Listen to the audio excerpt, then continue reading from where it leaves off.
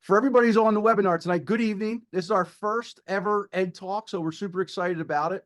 The goal for these webinars is to bring together teachers from different school districts and different parts of the country even to discuss and hopefully tackle some of the challenges we're facing in our schools. So the reason, again, for the webinars, the way I see it, working education has never been more complex than it is today. I think everybody here would agree to that.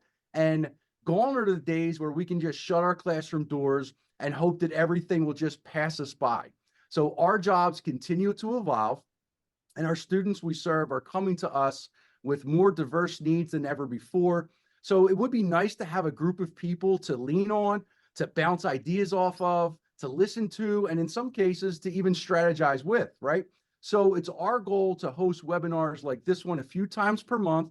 They'll change, the day will change each week, the times will probably change. And really our goal is to share some resources and strategies that we find helpful in our jobs at Garnet Valley, ask for your help in addressing some of the challenges we see in our schools, and really just to talk with other professionals who are walking the same walk as we are and fighting the same fights as we are, right? The structure of these webinars is flexible, and by no means do we want to have anyone dominate the talking or just talk at the group. We want everyone here to jump into any and all conversations, add your own unique perspective to whatever it is we're talking about. And if there's something else that you want to talk about or want feedback, maybe some challenges you're having in your classroom, please throw it in the chat and we will have a discussion around that as well. I want this to be meaningful for everybody who joins. Tonight's topic is about using vision boards for goal setting. And we chose this topic because we're all coming fresh off the winter break. It's a perfect time to introduce a fun and engaging strategy to help students visualize their goals for the remainder of the school year. And now, if you're not 100% sure what the purpose of creating a vision board might be, here are the general ideas. So a vision board is a visualization tool that gets students thinking about what they want to accomplish. It can either be academically or personally, or ideally both, right? With a vision board, students create visual representations of their goals through a collage of pictures or words, or again, both. And when I hear vision board, it's funny. Every time I hear it, whether I'm visiting a classroom or just seeing something online, I immediately think back to the walls that surrounded my bedroom when I was growing up. And if you're like me, your bedroom walls were filled with posters of your favorite celebrities or sports heroes, and maybe even exotic places that you wanted to visit when you got older, or maybe some quotes that inspired you. Without realizing it, I think we were creating our own vision boards, our own version of a vision board. And they were more than just decorations, right? They represented our hopes, our dreams, and even our aspirations at the time. And for me, I had a poster of Dan Marino. He was my favorite quarterback at the time. I had a poster of Mike Schmidt in the Phillies. They had won the World Series when I was younger. I was a huge baseball fan growing up.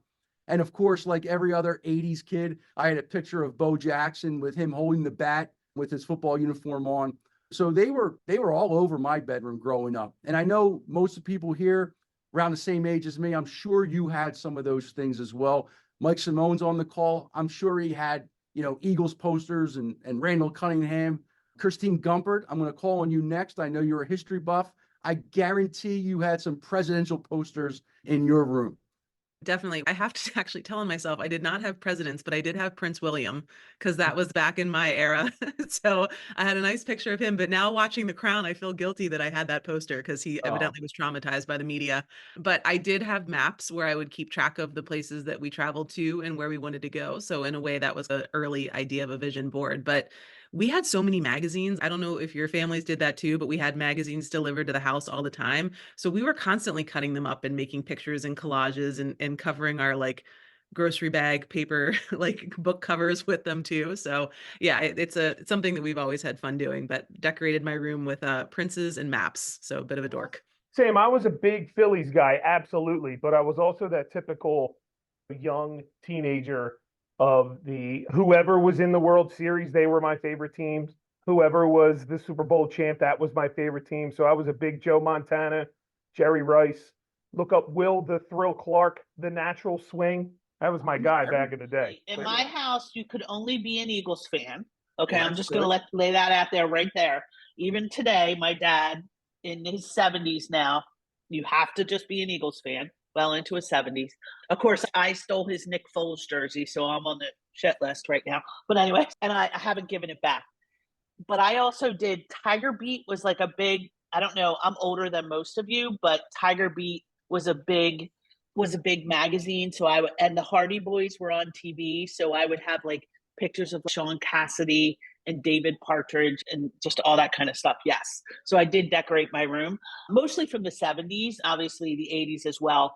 But that's when Madonna came in, and I wasn't decorating my room anymore then, but definitely in the 70s. All right, so shifting back to the classroom, we've all experienced the struggle of getting students to set goals. And generally, I remember getting eye rolls and some of the students not taking it seriously enough. So the problem wasn't necessarily goal setting or the activity. The challenge for me was getting the students to make it personal and engaging and really effective for all the students that I had in my classroom. So one of the things that I wish I knew then is to create this vision board idea, because outside of the vision board being a creative project, it really can be a platform for students to express their goals, especially for the remainder of the school year, their aspirations, if you do it in the beginning of the year, and just their personal ambitions, really, and do it in a way that's visual. And for visual learners like me, vision boards help make those abstract goals more concrete and meaningful. So as we re-enter the classroom post-winter break, I really think it's an ideal time to try to introduce some of these vision board activities we'll talk about tonight. We'll provide some examples for how teachers might want to try these in a few minutes. But before we do, I want to turn it back over to Christine. I think it's appropriate just to have some fun with the new year.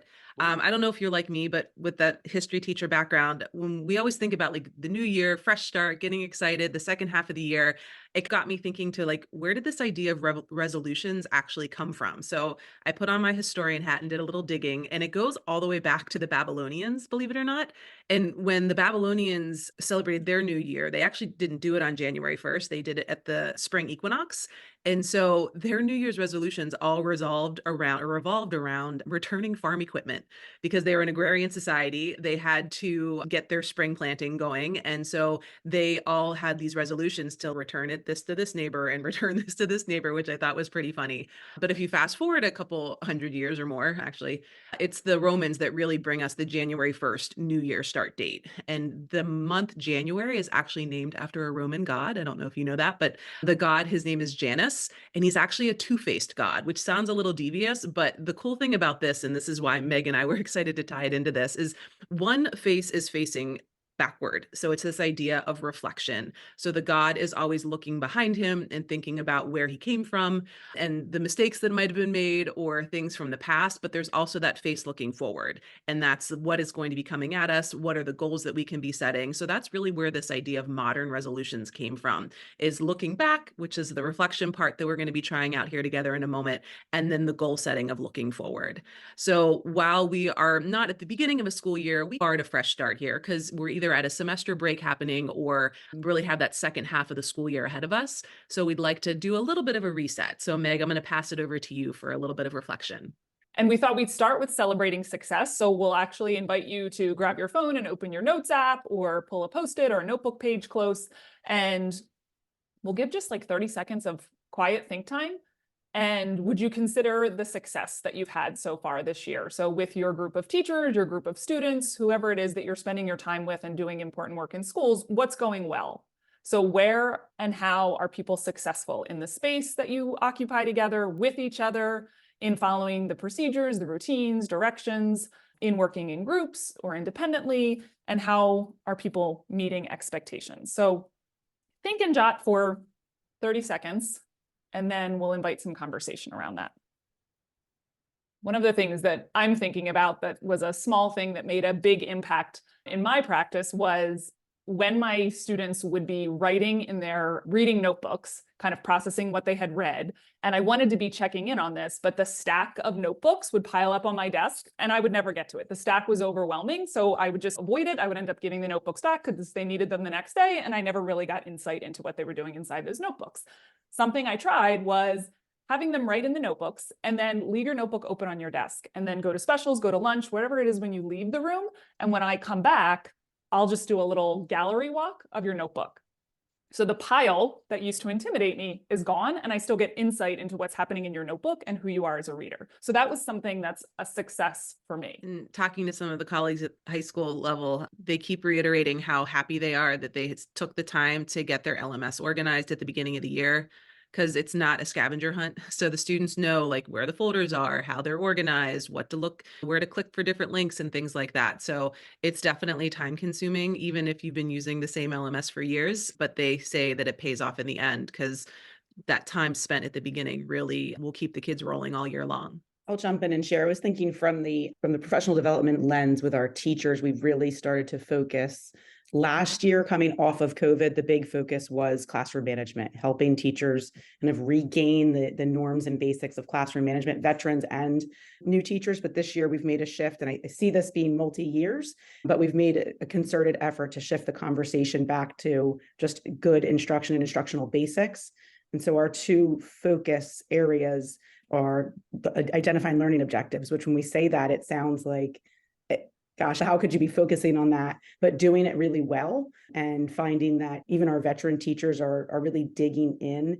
And so even when there's points of frustration, we keep coming back to, we're talking about instruction. And if we're talking about it, we're moving in the right direction. So we're talking about learning objectives and then being aligned to standards and communicating them in a way that kids understand them and know what they are and know what the target is, and then tracking progress.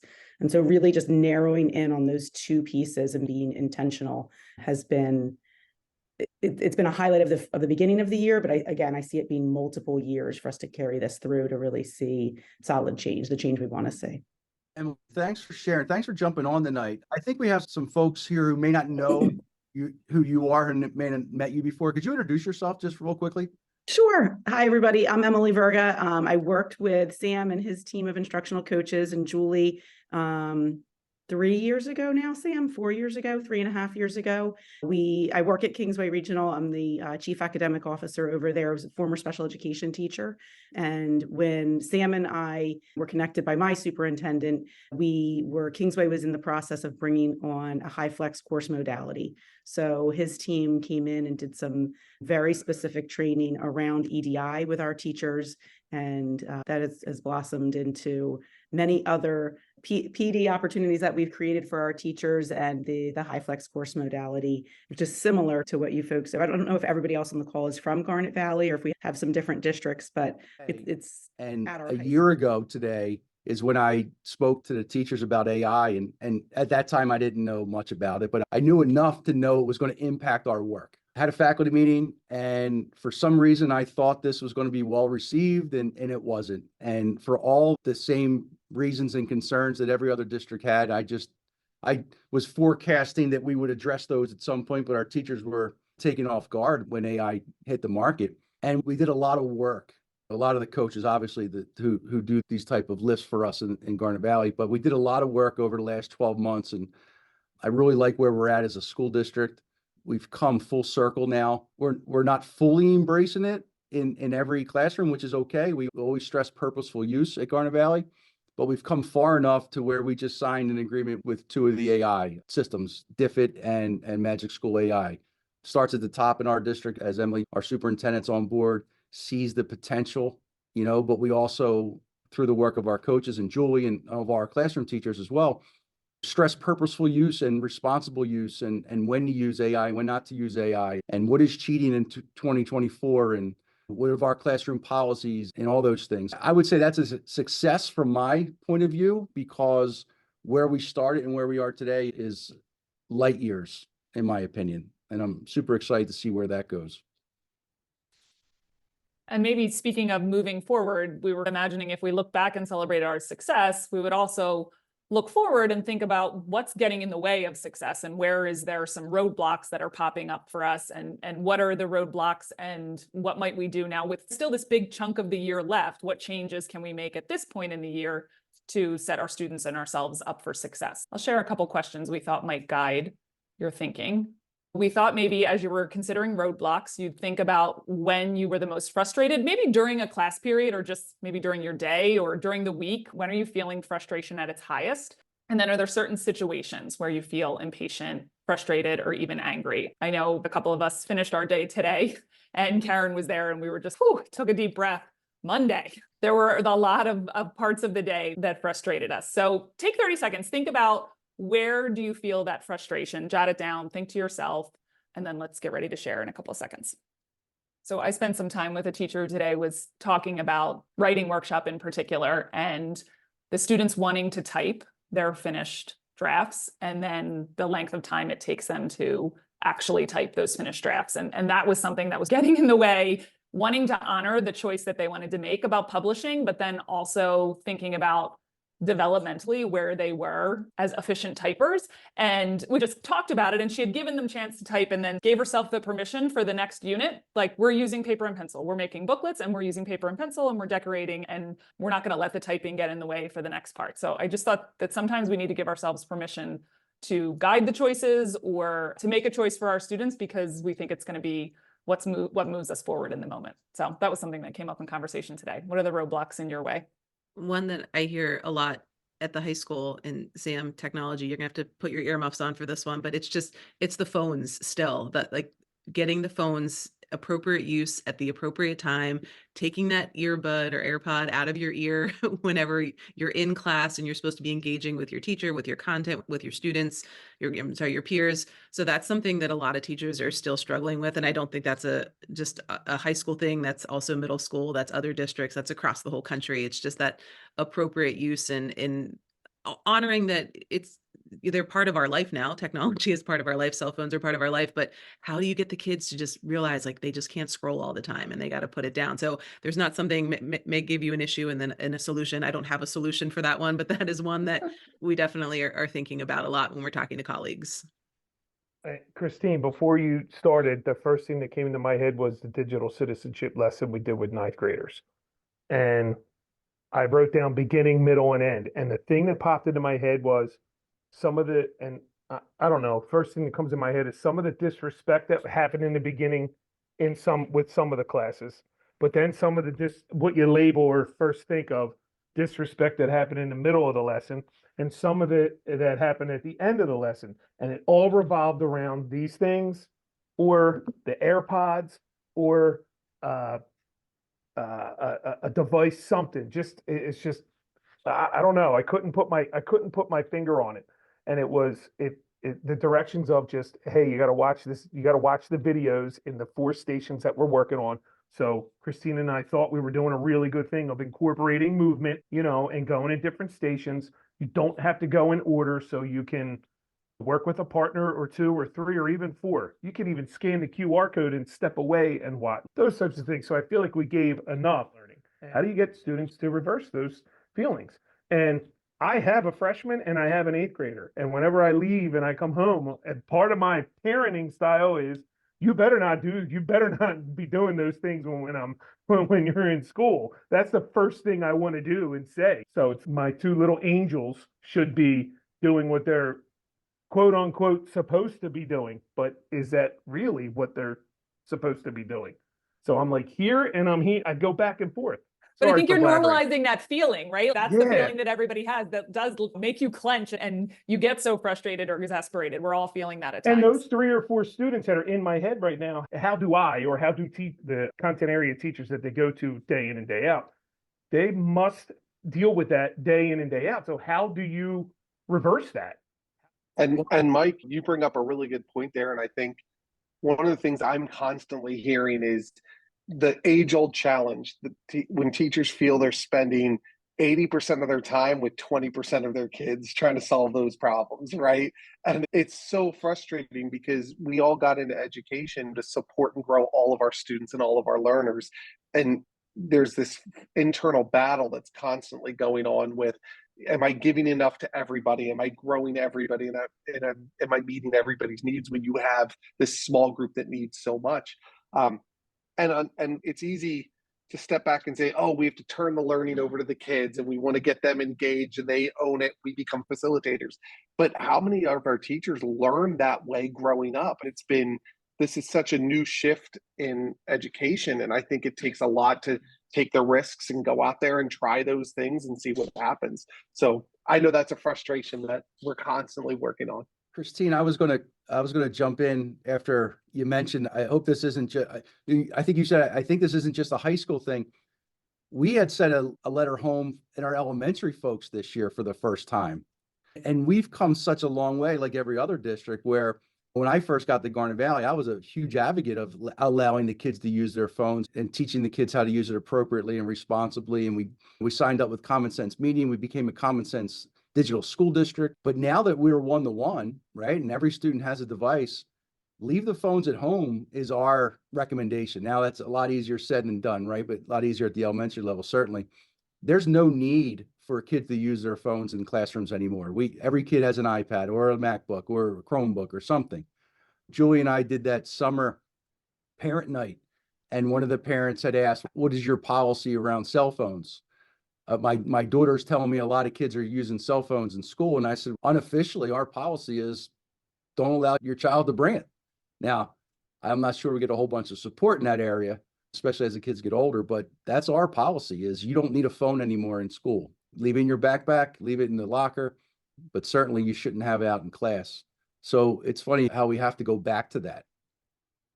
Yes, Sam, it's interesting that you said that. And from somebody else who's definitely an advocate for instructional technology, I did not have a lot to do with this, but administratively, our middle school never allowed the phones to come out ever. So they won that battle before it started a decade ago. But our high school, teachers were living with exactly with what you're describing. And last year we had a new high school principal, and with the support of the superintendent and her admin team, they made a very strong and concerted push that there would be no cell phones in the classroom.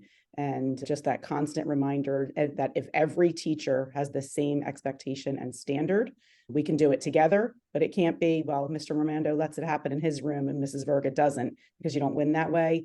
And it is absolutely astonishing because when I go into classrooms this year, you don't see a phone.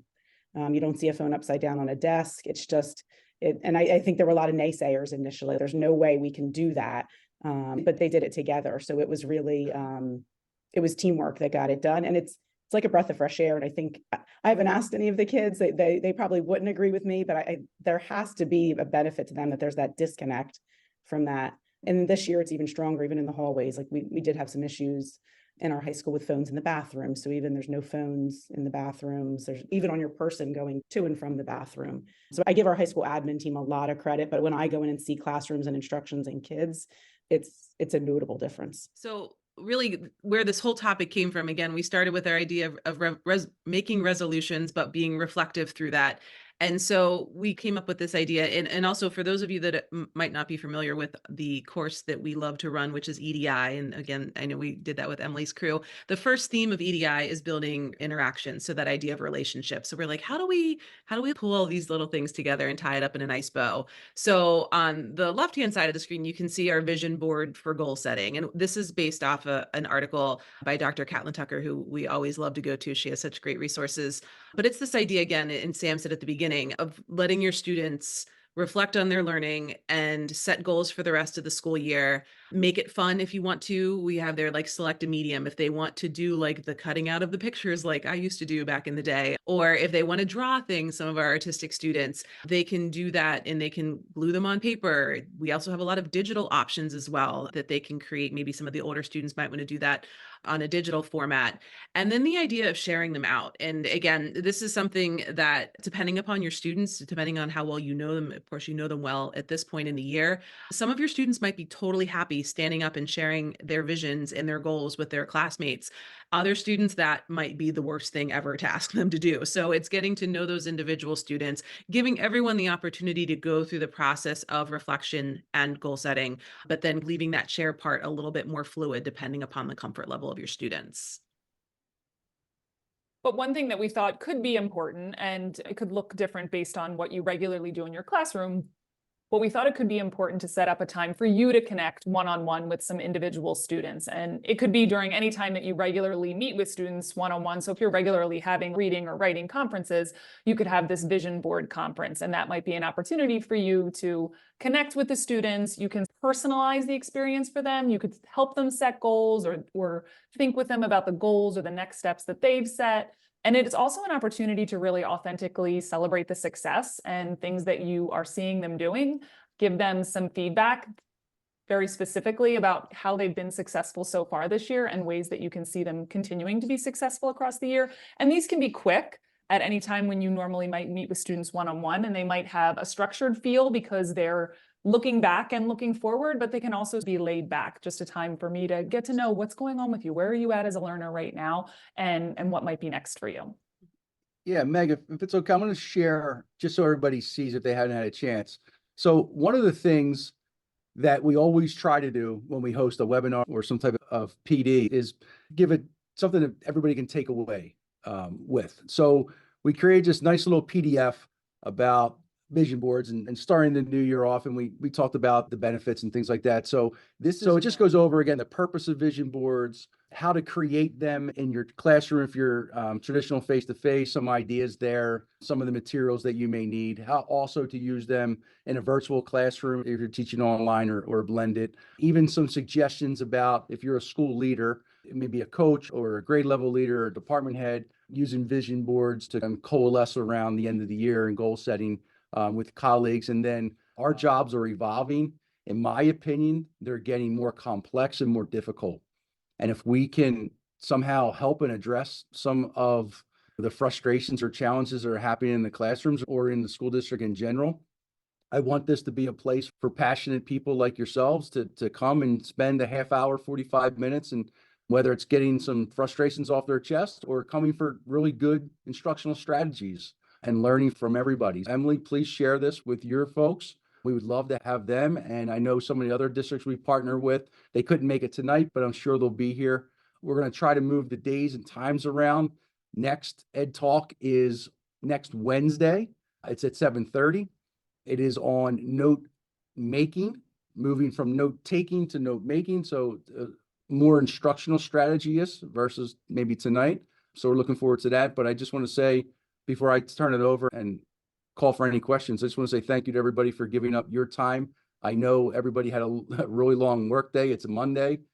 Coming off a break is not easy, but I appreciate you being here, and hopefully you'll have some things to take away. And don't forget to visit that Padlet. I'll let everybody know when this video is done being chopped up and posted. And then obviously you can download the vision board strategy guide as well.